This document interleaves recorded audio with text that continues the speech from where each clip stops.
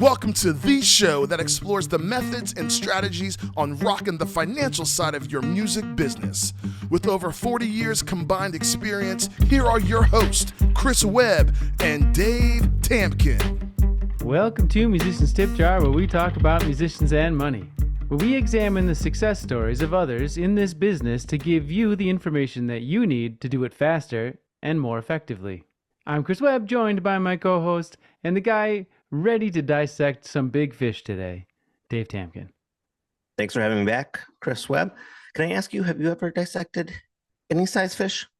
I mean, before I went vegan, it had happened. I mean, I helped my uncles when they used to fish, so. I mean, I'd eat fish, but I don't know. Like these days, if I had to knock it out with a rock, I don't know if I'd go through with it. Yeah. You know, I just don't know if I'd have it. Don't know if I have it in me. I'd have to turn and then not name it. Well, luckily, no fish were harmed in today's filming, but today we do get a high dose of vitamin C with Tina and Chris from Big Fish Booking Agency. We follow their story and how it organically grew from saying yes to opportunities in the music industry to booking tours around the world for incredible left-of-center jazz talents. Today's quote comes from our guest, Tina. She said, "Why would anyone else invest in us and do these things for us if we couldn't do some of it ourselves?" Today's music nonprofit comes from Christina and Chris. The Hyde Park Jazz Festival is a collaboration platform dedicated to supporting the presentation and ongoing development of jazz, particularly on the south side of Chicago. They do this by creating opportunities for a diverse community of listeners to engage with the music and its creators, and by working with artists, organizations, partners, and networks to celebrate the rich tradition of jazz and to support the development of new work and ideas. I think this Hyde Park Jazz Festival would do much better if it was in the open, if you didn't have to look for it every time. Check it out at Hyde Park, HYDE, parkjazzfestival.org. Big Fish Booking Company is an artist-run boutique agency based in Chicago that specializes in booking and artist management. Owners, Chris Weller and Tina Priceman, started booking shows for themselves and then some of their close friends, and this grew to become Big Fish in 2016 in an effort to better support their own musical endeavors. The hard work and fake it until you make it attitude slowly paid off as new artists were signing and the Big Fish network was expanding. Big Fish Booking Company has grown into an international agency supporting the careers of many world-renowned artists, including The Bad Plus, Nate Smith, Kurt Elling, Micaiah McCraven, and Melanie Charles. Big Fish prides itself on having a well-rounded approach to supporting musicians as they understand firsthand the sacrifice and hard work that it takes to build a touring career. Less than 10 years in, Big Fish has no intention on slowing down. Perhaps you will hear some of your story as musicians trying to navigate through the weeds of decisions to get to that meadow of success. Or perhaps you will realize that if you are a performing musician, you might need to start a booking agency to get there, and to get out of this small pond that you're stuck in.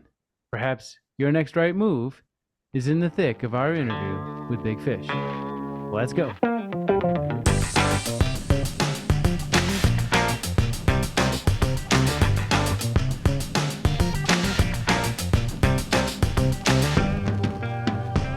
Welcome to Musician's Tip Jar. Christina Priceman, Christopher Weller. How are you guys doing today? Very well, thank you. Thanks for having us. You're in Chicago right now? Is it? So it's not Chicago, okay? Right outside. So this podcast, one thing that I'd like to establish before we talk about Big Fish Booking is your musical background. And Christina, I met you years ago, and you delighted my whole family with your musical stylings at our wedding. Chris would have heard you, but Chris went home a little early that night. So I don't know. Jack Attack and Chris, what time did you call our wedding? Would you say midnight, 1 a.m.? You're like, we've had enough. I think that is a pretty reasonable time to go home from a wedding. I don't know. Totally. The rest of the party watched the sun come up. But I think it was because of the way you play violin, Christina. You just started the night with such beautiful music. So you're blaming me for your friend leaving because I put him to sleep early? Passive, Very aggressive comment. backhanded compliment, I think. Well, can we start there? Can we talk about your violin and then we'll move over to Mr. Weller? I did meet you playing violin back in the day. And it's something I started when I was 5 and didn't always love practicing, but about like middle school really started to like it and went to school for violin performance. Picked a college based on the teacher saying he would take me to Italy. So I was like, that sounds fun. I always love to travel, love to play music. Is it just the two of you going to Italy, or was this like a class? Him and 2 of his other students, so 3 students. And it was like an opera festival, and it felt very like I'm gonna just make this up right now so that you'll choose to go here. And I did. And so then I think he was like, oh, I have to do it. So it was like 2 months away, and then we went to Rome. And because you brought it up, actually, we ended up playing in a professional opera orchestra in Rome for 3 weeks. And we paid money to be there, but everybody else was being paid to be there because it was a professional orchestra. And I really don't think it was a real program. And then they let us go back the next year because my dad called it out. And it was like some swindled thing that we were all there. Gotta love your dad for that. Always on top of it. I don't know, but got to go twice. So Nice. So what did your music career look like right out of college? I was a freshman in college when I sat down in French class next to this kid who played cello. And he was like, I was gone last week. Can I borrow your notes? And I was like, no, because you were gone. Why were you gone? And he was like, well, I played cello in this band and we were recording in Lexington, Kentucky. And I was like, oh, I play violin. And he was like, we need violin in our band. And I didn't really expect anything from it, but gave him my notes, and then he passed my number along. And so from that point on, end of freshman year through college, I was touring with this Americana band. And we were basically gone every weekend that I didn't have a concert, which was like one weekend a month that I did have to stay in school, and then every break. And then by the time senior year came along, I was so burned out from that. And hadn't told anyone at school that I was like touring all the time. And I was trying to keep that under the radar so that I could like be taken seriously in this classical music world. And so I decided to take a year off from school, skip master's program for a year, and just like try playing in the band without all the other stress of school. And I never went back. But yeah, and then we just toured for a while, and then I met new people, and including yourself, and started playing as much as I could with whomever wanted violin in their band.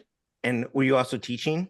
Yes, the cash flow piece was teaching violin. So So establishing the touring piece had no cash flow?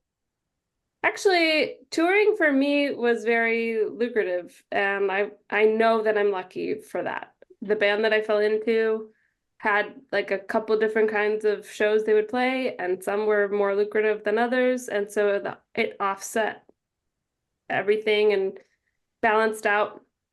I was also really young, so I didn't have an expectation of really needing like tons of money from it, and I wasn't losing money. And then after college, it was just kind of like, well, I need to pay rent. So I started teaching violin when I was home, built a studio that way, and then just kind of that became my cash flow. And then I would do recording work, which also helped pay bills. And teaching, was that somewhere else? Did you join a school to teach, or did you build a business from scratch and get your own students?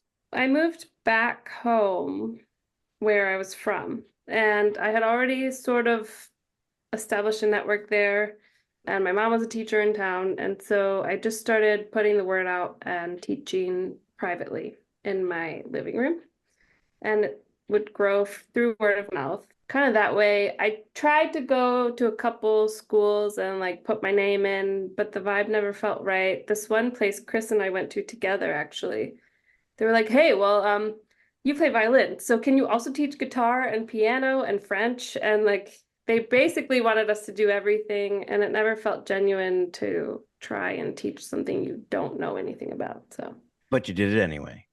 I did not. I taught violin privately. I was making it up. That's true. But I at least knew how to play it. So I would think that would bring us up to where start talking about big fish. But let's go back in time and start with Chris Weller. Was your first instrument always saxophone? No, actually, I started on the clarinet. Okay. And I think before that, drums. And I started in fourth grade, like a lot of people, through the school system here, because my friend played clarinet, wanted to be like my friend. And I played clarinet until I think high school. And then I switched to saxophone so I could do jazz band. I guess actually, no, I started playing saxophone like eighth grade, seventh grade, eighth grade. I guess you could say I still play to this day, but Tina pointed out that I haven't picked it up in a little while. So, Do you even know where it is right now? yes, it's in the closet. Thank you for cleaning.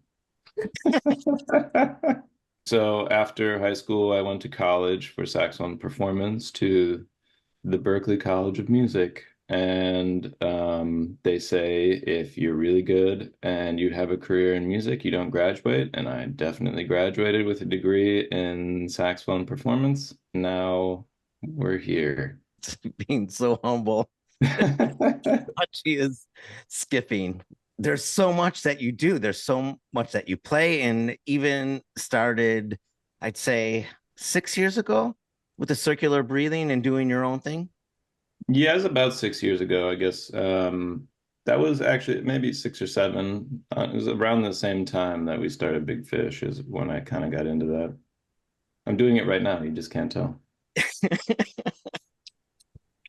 Chris, Webb, you got to hear him just constantly keeping the saxophone going with all these different percussive patterns happening, not only on the valves, but just the way he's letting go of air and taking in air at the same time without stopping.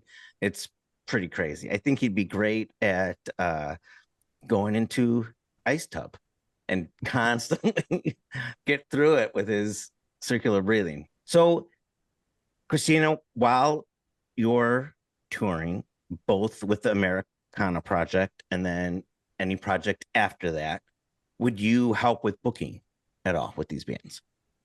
Yeah, well, so the first one was a 6-piece band, and there were like 4 people that toured with it almost like for every show. It was self-managed, self-booked, and so eventually, because there was so much going on, we all kind of divided the jobs. I didn't do a lot of the booking for that project, but I did a lot of day-to-day kind of stuff, like getting hotels and figuring out where we were gonna drive to and kind of helping out with like advancing shows and stuff like that. Beyond that, then the next project, we had a booking agent at the beginning and then realized between the two of us that there were a lot of the same, like a lot of the markets we were hitting, a lot of the shows we were playing, we could book ourselves. And we couldn't necessarily, it wasn't that we couldn't afford it, but it was kind of like, why give up this commission if we don't need to? So then we sort of thought, okay, well, let's get rid of this agent. And at the time, I had never had one. So I was thinking this was so exciting to have somebody doing it for you. Then we let him go and we started doing it in-house. Would you be using your own name while doing it in-house?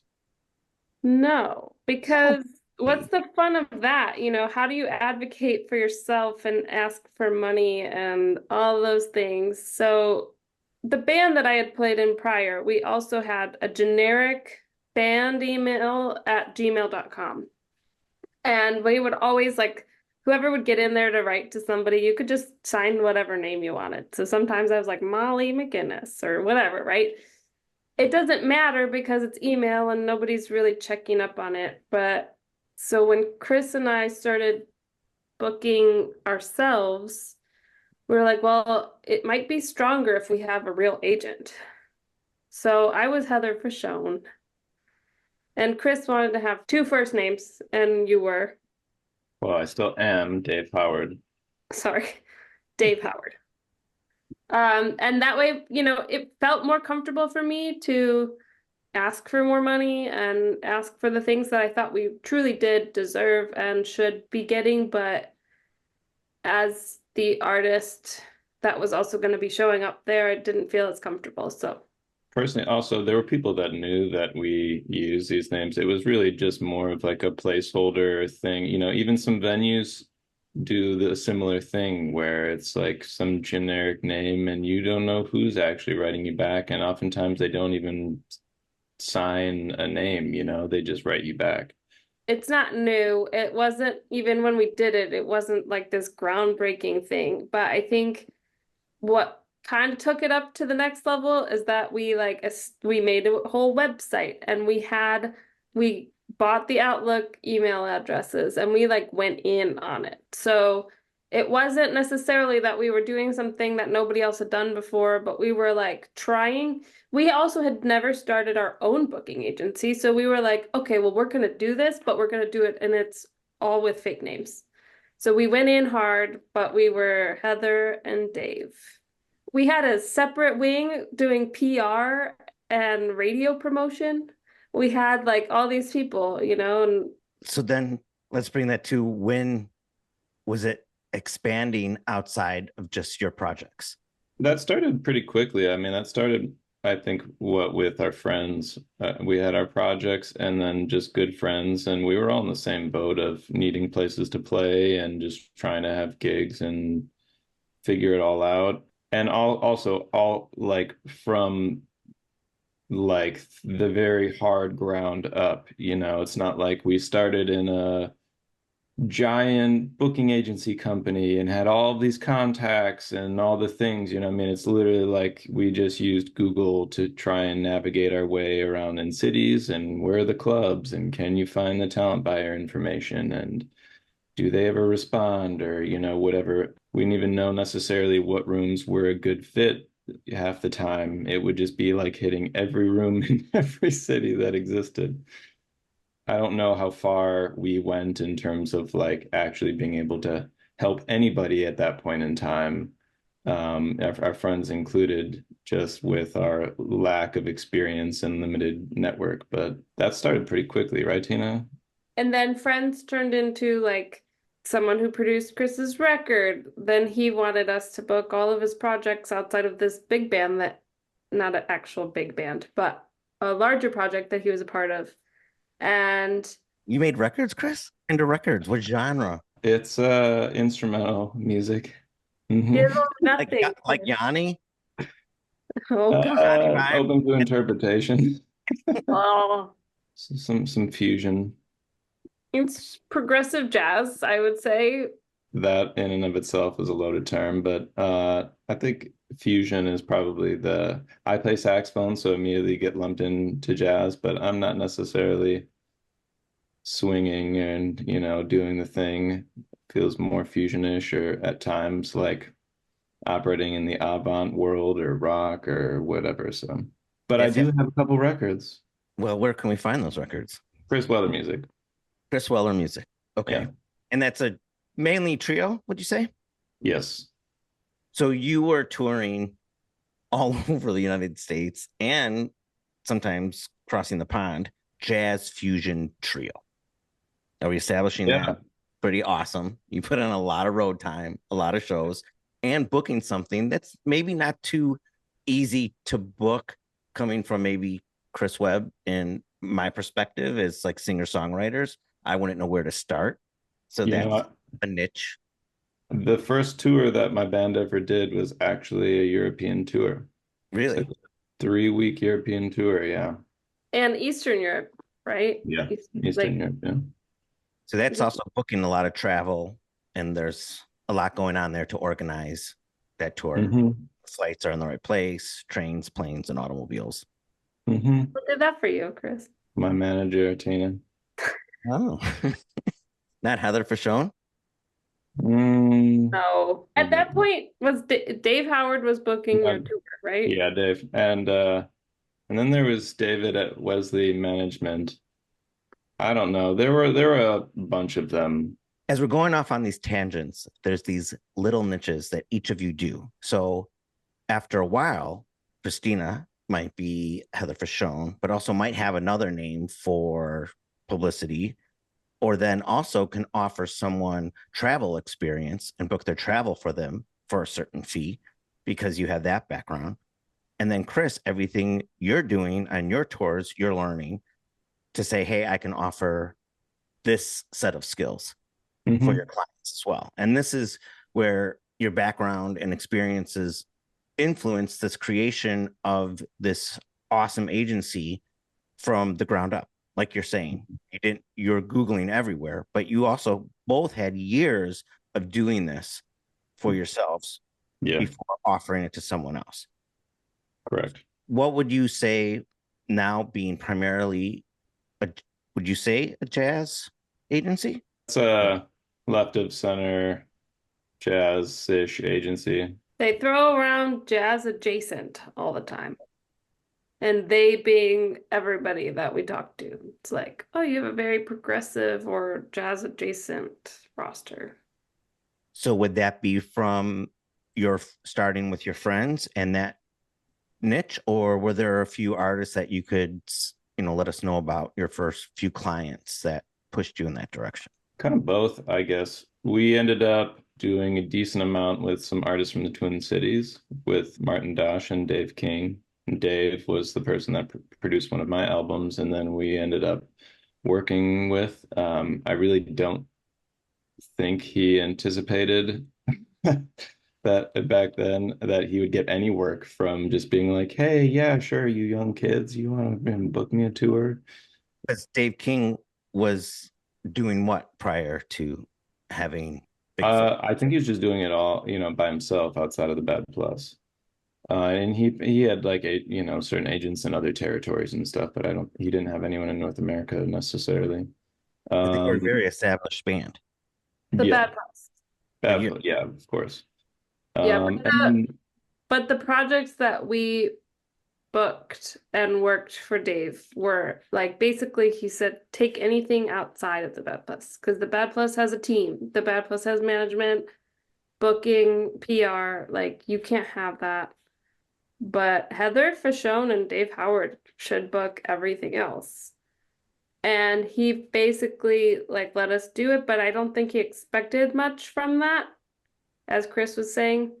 And then also like he was open to it and like loved the concept because the Bad Plus started a long time ago and like they were in early 2000s, they got the crazy record deals and they were in a different time, right? But they used to drive around and he would just call people, promoters and talent buyers, and that's how they would book all their shows. So he's very much rooted in the DIY nature. they would take ads out in the papers. Yeah, and so to him it was like, yes, let's go. And don't tell anyone your real name, like mess the system, because to us, like this was sort of like our rebellion against the music industry. Like, why do we need to have somebody advocating for us and paying them a percentage when we could do it for ourselves and keep that percentage, but we'll just do it with a fake name? Well, because also it's silly that you couldn't do it by yourself with your real name, right? Right. Thing was a little goofy, but so we ended up so it was Dave, I guess, and Dash, Chris Speed plays saxophone, and Dan Weiss, another drummer out of New York. We ended up doing a bunch of tours for them, and some in Europe, some here, and then some we also like did the advancing for and coordinated the tour logistics. So we made all of the itineraries and had to advance production, which was definitely hairy at times, just like, you're advancing production and coordinating important technical details about things that you totally don't understand for people that, are used to touring the world and getting what they need because they play with high-level artists. We cut our teeth namely, I think on the booking and advancing side of things and learning the ropes with all that stuff on, a number of those artists. And as it was beginning, you both were also playing as well. You were also continuing to teach, to tour on your own projects. Yeah. Mhm. That seems to be nice that some of them cross-pollinated, especially with, with the artists that you're building and building those relationships too, and friendships and trust in the industry. Yeah, and at that point, like, we kind of thought, well, we're both gonna go into some sort of music career. I think we both thought we would be playing and continuing to perform. So it was like, well, we want to play shows, so we need to book those shows. And we want to build our careers, so we just need to do it. And it was also like at that point, like, why would anybody else have invested in us if we couldn't do it for ourselves? And like, why should anybody else invest in our career and book us and do all these things? Like, even the little frustration we had with the agent that one of the bands I was with, it was like, I look back at that and it's like, well, I was very young and I didn't understand the industry. And, if you can't draw a certain amount of people to your shows in a certain amount of markets, like, why should anybody invest in you? And so I think we just thought, like, well, this is what we have to do if we want to have a career.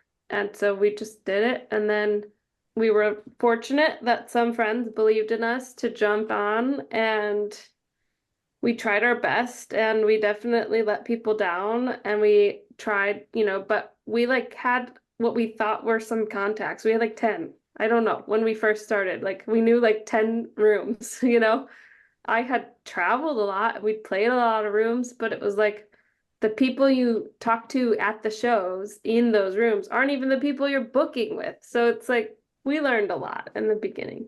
It was humbling. It's only because you've learned so much that looking back. In a lot of ways, we needed to waste that time to figure things out. And now, like, as we've grown and we're now established, we use our real names and like it's an actual company. And we are competing or existing rather with all of the other agencies that are out there. And we work with them closely. And, we've learned that like we did not come into this as most people did. And at the same time, though, like maybe that's a good thing. Like maybe the way that we figured it out, and because we're all artists first and we're still very artist friendly, and we come from a slightly different approach than people that decided like, I just want to go work for this big agency, but I don't really know what that looks like. I think in a lot of ways it's been an advantage. And also a lot of the artists that we were helping they were more established, and they've done a lot more as I think as like as sidemen, not Dave obviously because of the Bad Plus, but or just were like they were established, but not to the point of like they can have anything that they want, And also then they didn't have teams, so they didn't have managers most of the time, and they didn't necessarily like they sometimes would need help making posters or would need help on advancing or need help with whatever. And so we definitely we've always made a point to go above and beyond and try and help in whatever ways that we can to support. But we learned a lot more than just like how to book a show because of that, out of necessity, just for the whole thing to work on any level. And knowing that you want these artists to have success, and your job was not just booking, knowing you both, like I do, you want to see them succeed. So if they don't have social media, well, we'll take care of that too. Yeah. And a lot of these people, I mean, these were people that like many of which that like we idolized, and it's an honor to work with the people that we work with. We have a very curated roster. If you haven't checked out Big Fish, or if you're familiar with this jazz adjacent world that we're operating in, it's like pretty esoteric stuff as a whole. It's definitely taken a lot, but we care a lot, which is why it works. It's not just for us. It's not just business, which is the thing. Which is why we wanted to talk to you, because it's a beautiful thing to not have it just be business, but also turn something that was a necessity into something that provides income now for your family Mm-hmm. and now other people's family, because there was a point where you had to say we needed to bring on more people. Mm-hmm. Heather and David Howard could only do so much. Yeah. That also is kind of funny because there was a time like I think we had been working with Dave King. We now have established enough, and he's passed some of his friends from Brooklyn over to us too. And again, like some of them are in other more established projects, but they have their side work and they have their own projects. And so it's like, hey, you should talk to Big Fish and they can help you. And so we started to help other people and it started to grow. And we were still doing it as Dave Howard and Heather Fishone, working with pretty reputable festivals and like people at this point. So Chris comes home and he's like, I think Dave Howard has to die. And I was like, okay. And he goes, I keep getting invited to this thing called Winter Jazz Fest in APAP. Everybody's going to New York in January, and they keep asking me if I'm going, but I can't go because I'm not really Dave Howard. And what am I supposed to do? And he's like, and I think I need to go because that's the only way. I was like, okay, well, calm down. So he's like, we have to start using our real names because in order to actually network in person on behalf of other people, like the whole thought about the fake names worked so well for ourselves because I would book a show as Heather Fishone. She was really, really well liked. I'd go to all of our shows. People would be like, I love working with Heather. She's so great. And I'd be like, yeah, she's the best. And she'd get invited to things, but she could never show up, you know? But now it's like when you're advocating for somebody else and you need to sign contracts and you need to like do business and people are asking if you're going to be at the biggest networking event of the year for this kind of music. Chris is panicked because he's like, I don't know if I can go as Dave Howard. What are we going to do? So he puts himself in there as Chris Weller and he goes to this festival in New York and he has a meeting with a group of promoters from a country just north of us. And he's sitting around and someone says, so what happened to Dave? And he says, well, I am Dave. And they're like, well, we know, but like, where did he go? And he's like, no, I'm Dave Howard. And they're like, yeah, but they went back and forth for like a minute. And he's kept trying to tell them, like, I am Dave Howard. And they were like, yeah, but like, did you buy the Like, business? what's he doing now? What's he doing now? And Chris was like, well, it's always been me. My wife is Tina, and she was Heather, and we started this as like a big middle finger to the music industry. And like, so one of the promoters was going through her phone. She goes, you signed this contract for Vancouver Jazz Fest as Dave Howard. No, obviously nobody really cared, but that's like when it had to become real that it was us, and it eventually just grew to a point where it's like, well, we need to insert ourselves and also for your own growth. Like once we did that, we could grow a little bit more immediately. Now that we're ourselves, it is totally malicious. But that was like the beginning of when it was like, okay, well, now we need to do our own thing. And then at that point, like, you know, we had also been around enough and started working for people, and our network was still not very big, and we were working that out. We brought our friend Ryan in, and we were like, well, this is what we do. And we had just met him. He had moved back from Nashville and lived down the street, and he played guitar and is another singer-songwriter. So like the musician first thing checked. He had been touring a lot, and at the time that we met him, he had literally just canceled, or I don't know if he canceled the tour. He went on a tour. He just came off of a tour and then canceled or fired his booking agent because it just wasn't working.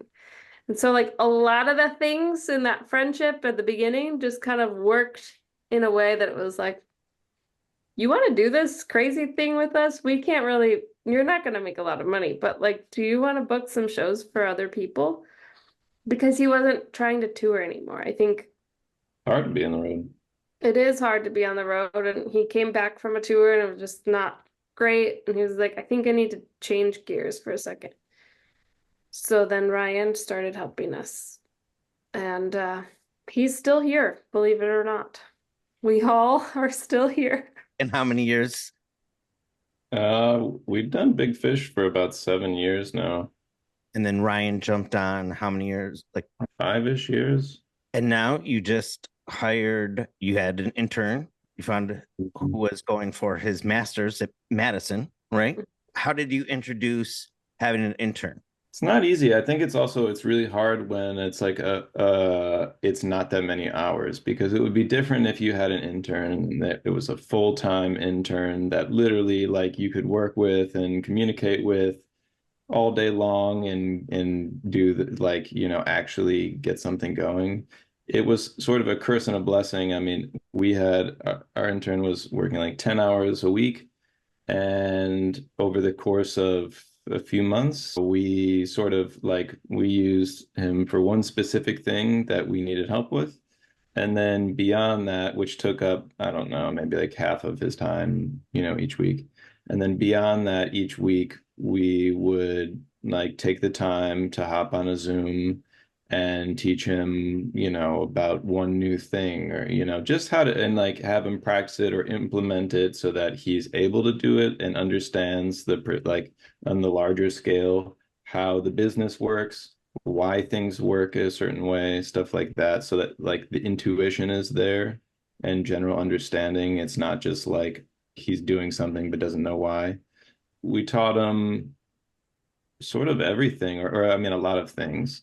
And then when he graduated, we offered him a job, and he was crazy enough to say yes. And now we're still doing more of the onboarding, because now he just started in a greater capacity with more time, which allows us to open up a whole new batch of fun.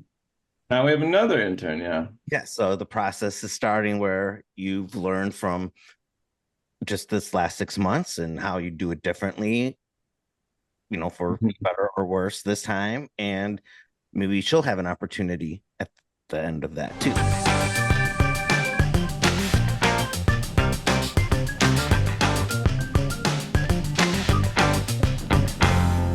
Coming from Brennan James' interview to this interview with Christina, there's a lot of mentors asking these young people to come underneath their wing. Come over to my house. I'll take you to Europe. Yeah, I know. And we always have such a taint on that story, don't we?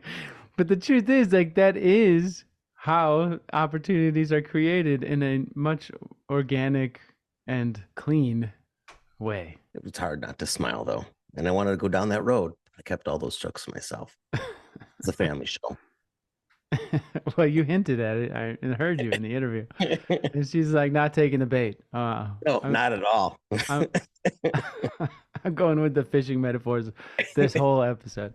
It is interesting that she went all the way to Europe to figure out it was like calling her to travel that got her to say yes to the idea of going to a certain program and following a certain path. I wonder sometimes, like with all of us, like how much of our decision is based on the non-obvious things, like the desire to travel, opposed to like the idea of touring. Sometimes it's not playing shows in different cities that you really love the idea of. It's all the other things around it that make you feel like you're living an exciting life, seeing different places and meeting new people. And it's like that's all a part of this choice of this career. I would agree. And it's perspective going into it. So if you do have that desire to travel, you're more open to meeting new people, to the experience. If it's just touring and one individual gig, you might miss everything in between. And often we're saying no to something because it's not the thing that we're saying no to. It's the stuff that it's going to come with, right?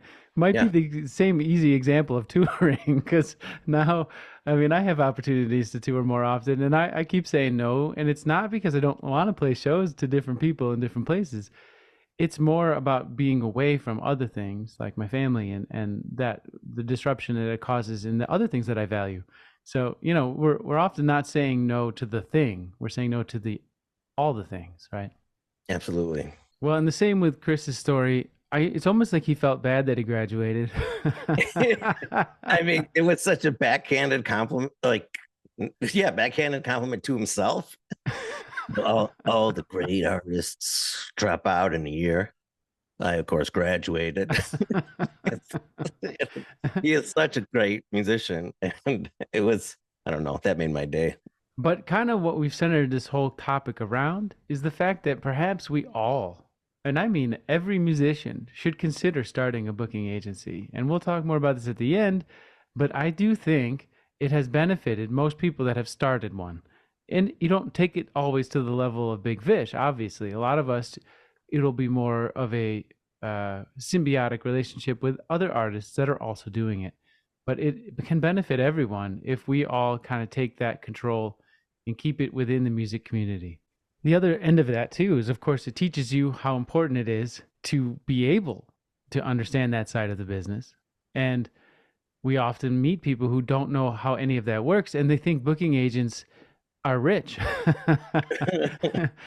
And maybe there are a few out there, but in general, it's a pretty modest income for the amount of work that it takes. So it's important to understand how those ins and outs work as an artist so that you can appreciate that hard work, but also just to realize when there's a good booking agent versus what's not very good. I think dividing the line between the artist and the person representing the artist is a good lesson to learn.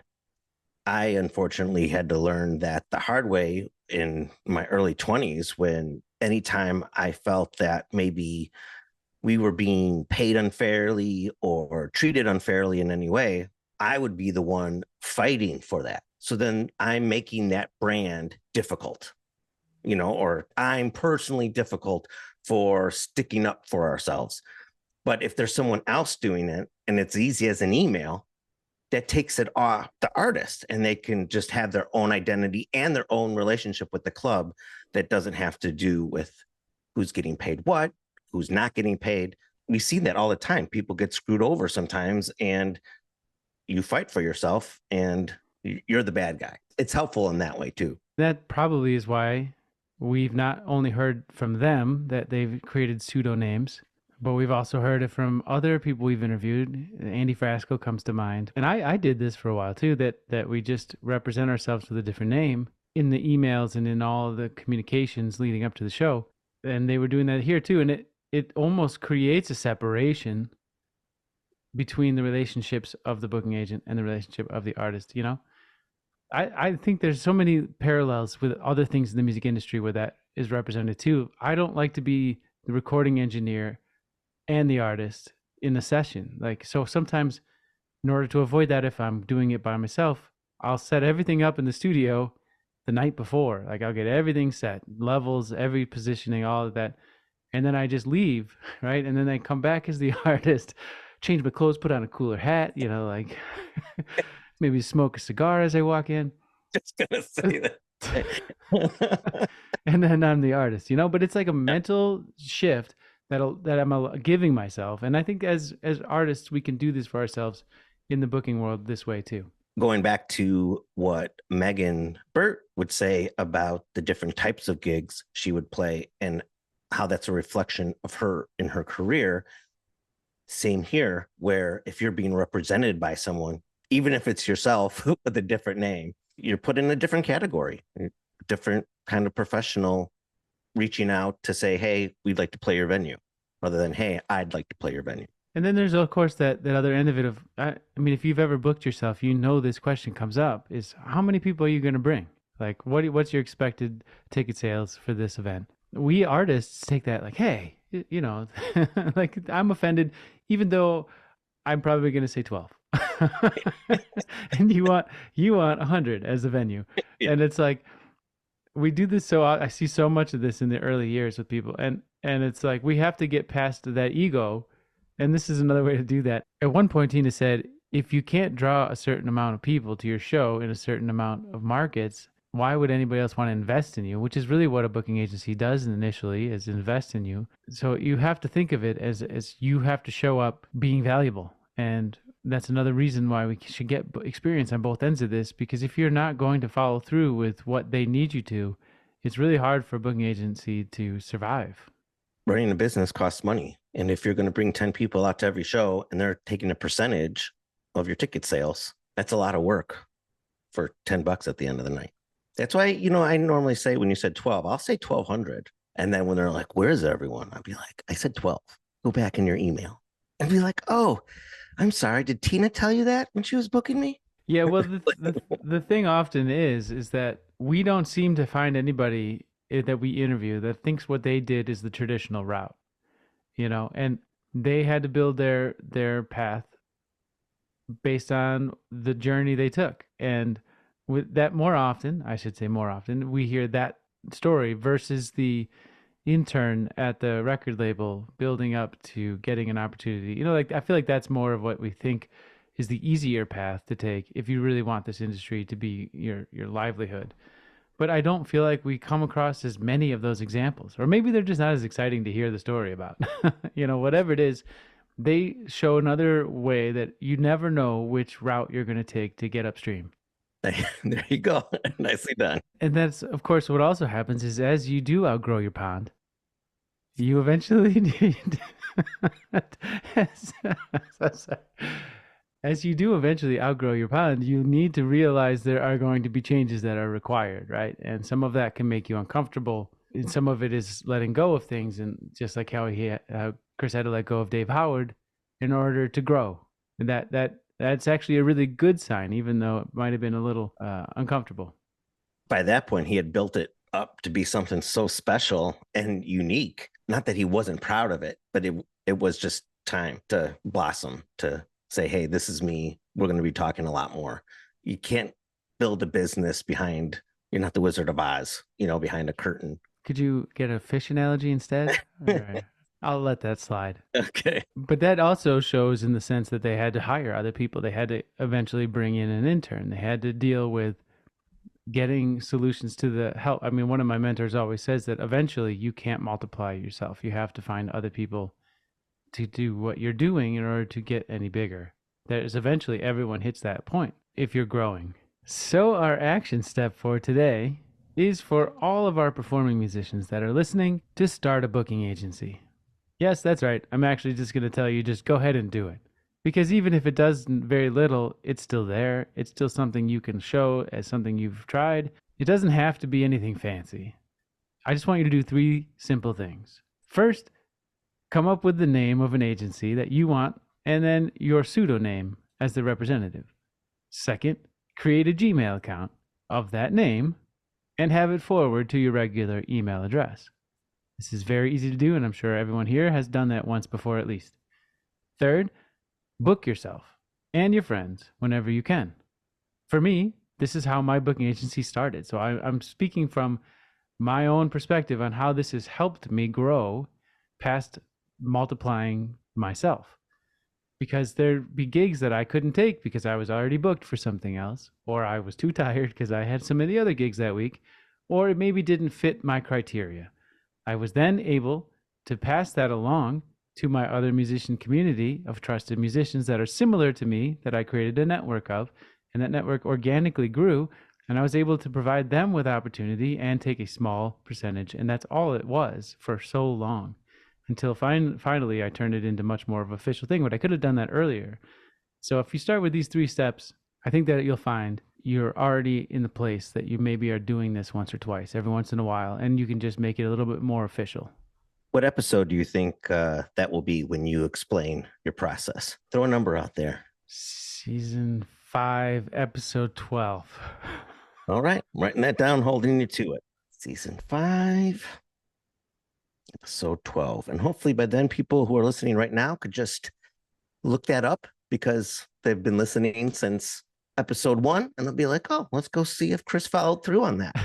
So we'll hold you through it. Well, we know your time is valuable, and we appreciate you spending this time with us and being a part of this community. It is our hope that you feel that sense of community here at Musicians Tip Jar, and that you help spread the word to make us stronger. If you'd like to get a hold of us or Big Fish, what's the best way to do that? You can send us an email at musicianstipjar@gmail.com. or musicianstipjar.com, where you can check out all the resources and discounts we have just for you. Check out Big Fish at Big Fish Booking Co., all their socials, and their website, bigfishbookingco.com. And check out all our episodes now on YouTube so you can watch us say the same thing. If you find this information useful, please take a moment, rate, subscribe to our podcast or to the channel so that we can help keep you up on the finance side of your music business. As always, thank you for joining us. Remember, there is art enough for everyone. You just need to know how to get it. Until next time, on behalf of Dave Tampkin and myself, Chris Webb, stay happy, healthy, and wealthy. The more valuable you make you to yourself, the more the network around you can offer. This is Musician's Tip Jar. Oh Lord, I could use somebody. I could use somebody. Nothing on this show should be considered specific, personal, or professional advice. Please consult an appropriate tax, legal, business, or financial professional for individualized advice.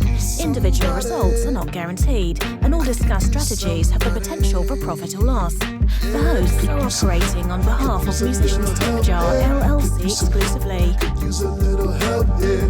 Could use some help. Could use a little help here. Could use some help. Could use a little help here.